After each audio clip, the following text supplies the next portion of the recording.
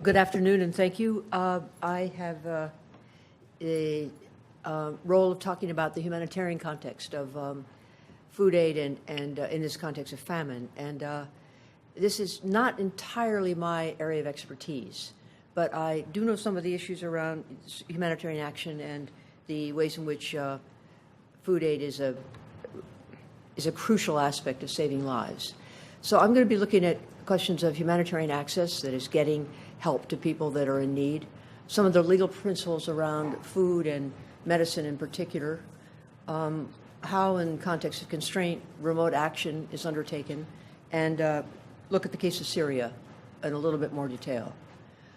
UNOCHA has defined access, humanitarian access, in a particular way, concerns humanitarian actors' ability to reach populations affected by crisis, as well as a population's ability to access humanitarian assistance and services. So it's a two-way street. You have to get the stuff in, and people have to be able to get to you.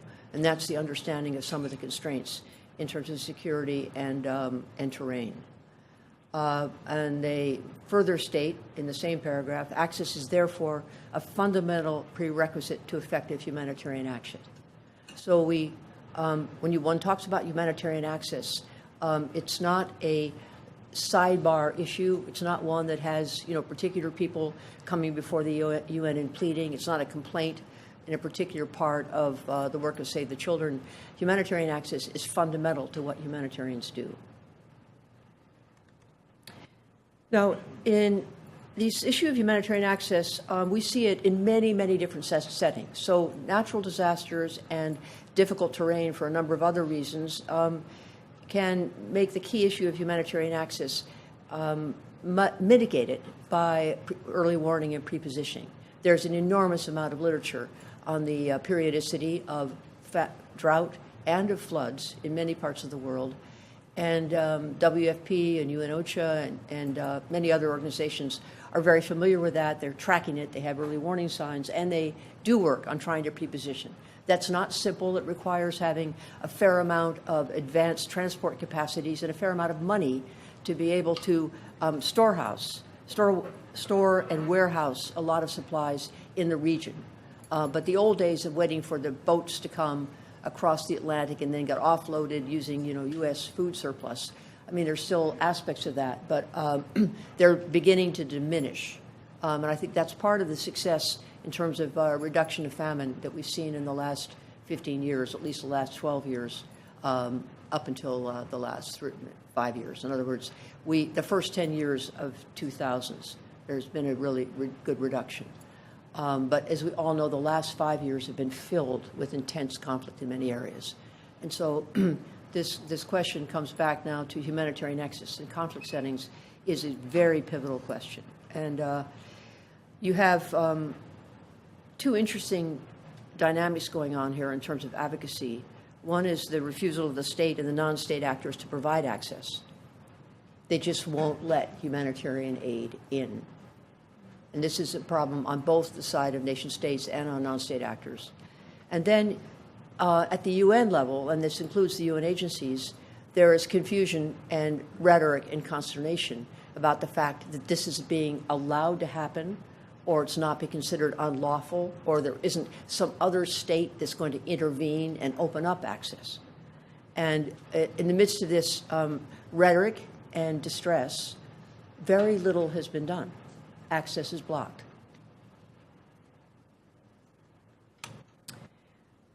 There's a point here I just want to say that historically, famine and war have often tracked together. We are living in a naive time, post World War II, within the norms that were articulated after World War II, international law and human rights law, development of humanitarian norms. So the last 40 to 60 years, one can say, we felt that famine could be addressed and it did not see war on such a massive scale interfering with the flourishing of populations. But now we're seeing the return of what actually used to be a repetitive pattern, that war and famine were linked. So the Fourth Geneva Convention is the major principle that we need to think about in the context of war, but you also have to think about Additional Protocol 2, international humanitarian law, because these are the principles of international humanitarian law that are treaty law, signed and ratified. That is the 4 Geneva Conventions. The 4th is the last, 1949. It's the only one that deals with civilians of any kind. These are treaty law documents that every country in the world has signed and ratified, the 4 Geneva Conventions. Additional Protocol 2 is a more recent protocol, that along with AP1, it came into existence in 1977. AP1 is very much considered black letter law because it's been signed and ratified by the great majority of nations. That expands the civilian protections under the 4th Geneva Convention. Additional Protocol 2 is the first one that goes into non-international war. In other words, a war that does not invoke hostilities between standing nation states. AP2, however, is limited. It talks about a civil war against a standing nation state. Now, there are many wars that we can look at which actually do not have a standing nation state. Actually, the government is withered, fallen away, impossibly fragile. Or so complicit it's actually another non-state actor in some ways is paying. So the AP2 is turning out to be a really important document, but it has much looser protections in law in terms of its wording for civilian populations relating to humanitarian access, and it has not been ratified by a great number of states, and it actually hasn't been signed by a great number of states. So although the International Committee of the Red Cross is saying that this is become customary law because a lot of people have ratified it, it actually is, it's not really been adjudicated yet in ICC under the Rome Statute as to whether you could be charged with a grave violation of humanitarian access issues under AP2. So the major issue here is that the existing state of law is that to get in, you need the permission of the nation state. And it says the nation state is obliged. In other words, it would be a good idea if you're trying to be a good nation state, if you're taking care of your people. However, you're not obliged if your militia and your army say that you need to block this convoy or block access at this border because of reasons of military necessity, security, fear of infiltration, terrorist action. That isn't the word used in the Geneva Conventions, but it's being invoked. And siege, which is a particular issue that I will address in the case of Syria.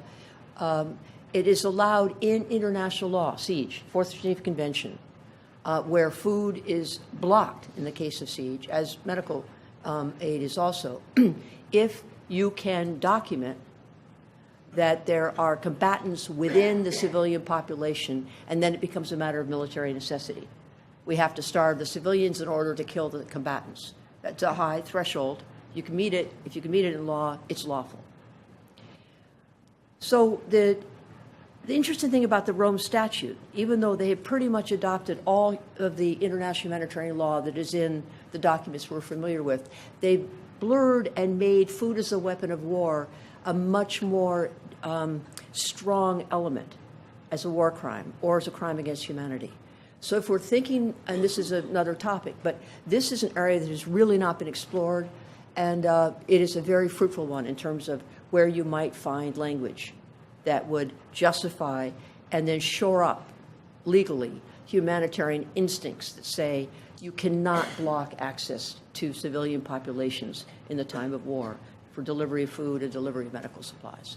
So this is a way in which I'm saying international humanitarian law in the traditional modes is not very powerful yet, although it could be adjudicated with a lot of data to show that there's malice in the blocking of aid.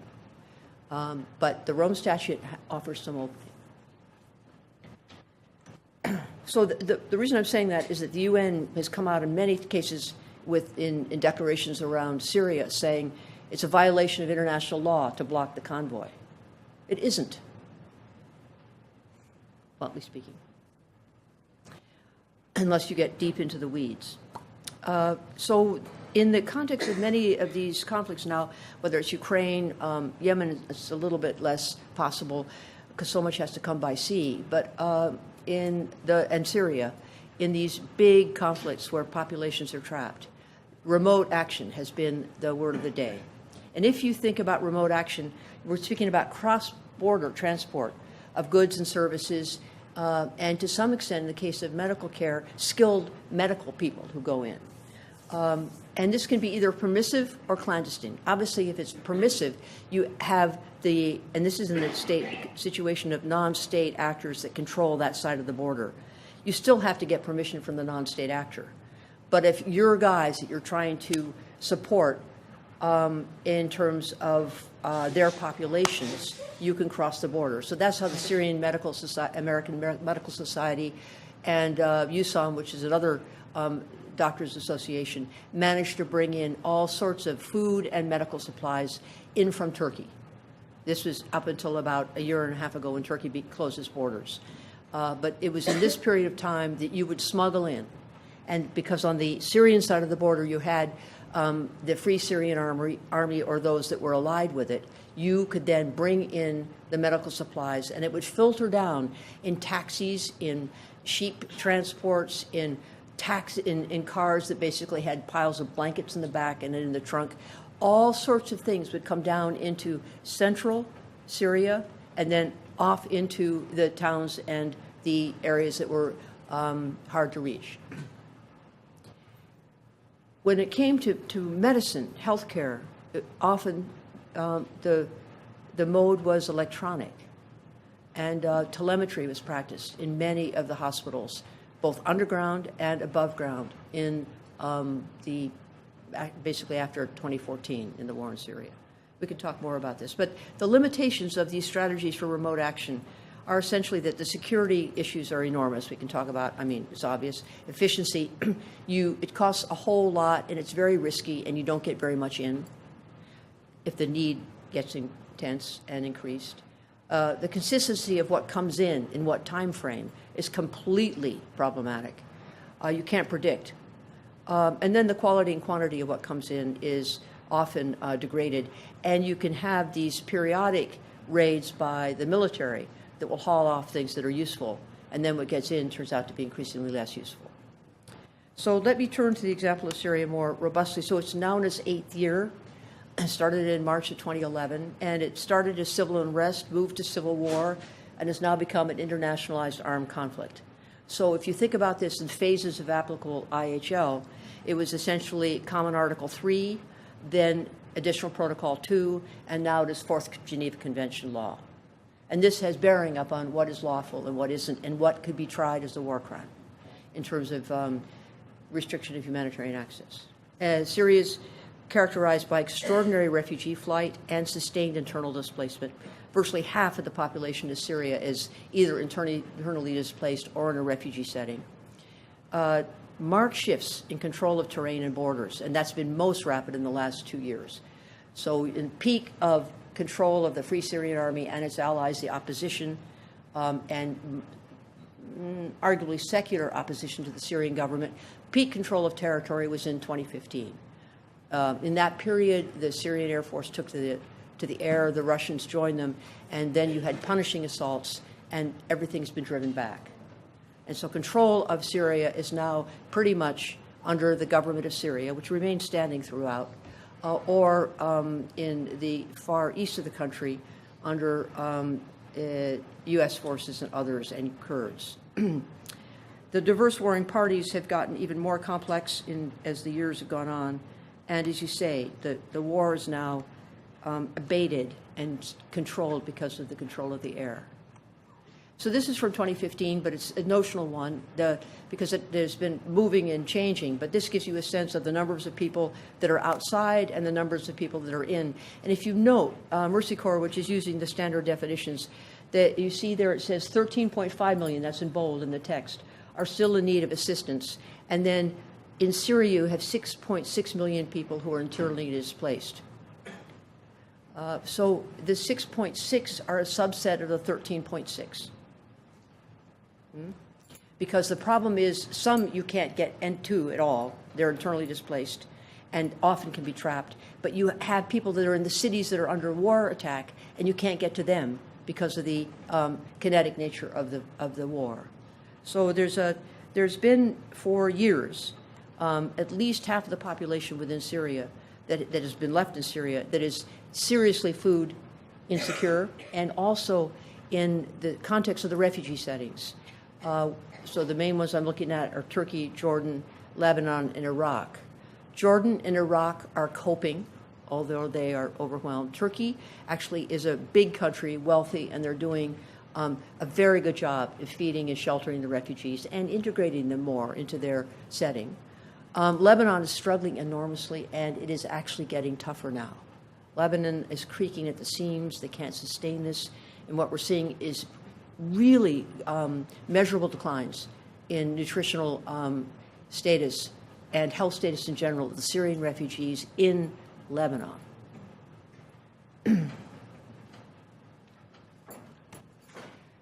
So I've talked about this, and then you wonder why I'm not giving you a lot of data.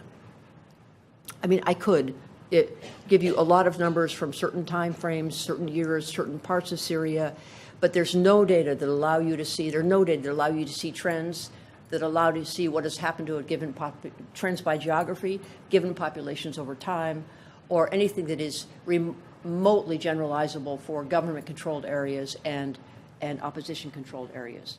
Partly in that last point, those categories have shifted, partly because the government of Syria does not release data except at countrywide aggregates on an annual basis. WHO is trying to get better data, but one of the issues with this war is that the UN agencies are pretty compromised in Syria, and they have to play ball with the Syrian government. So WHO knows more than it talks about, knows more than it publishes, and knows more than it can do anything about. Similarly, the ICRC is constrained. So we have surmises about displaced populations, and we're getting to 13 to 15% of the population. The surveys would suggest 13 to 15% of the kids have acute malnutrition. People say there's marked stunting and wasting, but they can't, the numbers are very hard to find. The urban populations are hungry and food insecure and malnourished. And then there's siege. Now, the UNOCHA siege is practiced among many of the cities under attack and within some of the internally displaced people. Not all internally displaced are under siege. And so you have two categories that UNOCHA has developed now. Siege is an area surrounded by armed actors with the sustained effect that humanitarian assistance cannot regularly enter, the civilians, the sick and wounded cannot regularly exit the area. So peak points of notice on this are the siege of Aleppo, which went for a year and a half, and Aleppo fell in November, December of 2017. That was really the death knell of the secular forces and the opposition. It was dwindling, and then that was it. And you also more recently, January until about a week ago, you had the siege of Eastern Ghouta, which is an area south of Damascus. Quite a big area that has some land where there was still, believe it or not, under the bombardment, growing of vegetables that could be smuggled in past the Syrian forces that were besieging it. But that city fell, that area has fallen, and everybody now is going north to Idlib, where there's another act to follow, which is not going to look good. And then hard-to-reach areas are those that are not regularly accessible, and that includes many of the IDP settings, because of the high insecurity that is keeping them in these places where they have to stay, and the area around to get out is too insecure, or their cities have been pummeled and there's no place they're going to go. So these are the two places where the areas of malnutrition are most acute and where we have the least amount of data. So it's grim that UNOCHA has to elaborate this. Hard-to-reach area became something they began to use in the context of Syria. Now, if you look at what they just talk about here, an area surrounded by armed actors and hard-to-reach areas, this is the famous picture now, above the fold, New York Times, in 2014, the Yarmouk camp in Damascus. So How many of you know what the population of the Yarmouk camp was? I don't mean the numbers. Who was in that camp? 1948 Palestinians. This was the camp of Palestinian refugees from the founding of Israel and the Nakba, as they refer to it, who fled the 48 war and came into many parts of the world. Gaza being heavily populated with 48 refugees, 1948. Lebanon has many. Syria took a great many. And Yarmouk camp was one of the biggest in Damascus. Now, they were under siege, that is surrounded by the military. They weren't hard to reach. You can see it's a fairly demolished environment, and this because of the bombing and the fighting that was taking place in Yarmouk. Not really bombing, artillery shelling. The rationale for this is really going to have to come under international scrutiny because the Palestinians were not taking up arms. They knew better. And they were in this camp. And here is the first food convoy that went in after about 6 weeks of siege and restriction of food supplies.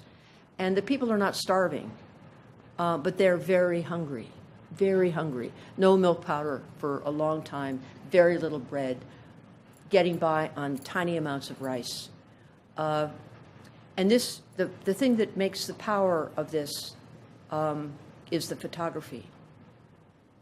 This is the first convoy. It's about 4 trucks that was allowed in by the Syrians. This is the man with the crew cut, and you can see his gray vest, a humanitarian aid worker, delivering food, bread, from the back of the truck. What are the odds that the people at the end of this line are going to get anything? And yet they're still waiting. So this is something about camp life, something about the Palestinian self-knowledge of what grounds they have anymore to protest at all, and something about the paucity of aid in the context of this war. So, as I said, if you can show in a siege that there are civilians in there, but also military populations, you can continue to use it. So this issue of the food as a weapon of war is going to be a major one in terms of humanitarian activism and legal rumination and, I hope, action. So here's what we know. Bread costs over 1,000 times in besieged areas. Salt is 5,000 times the cost.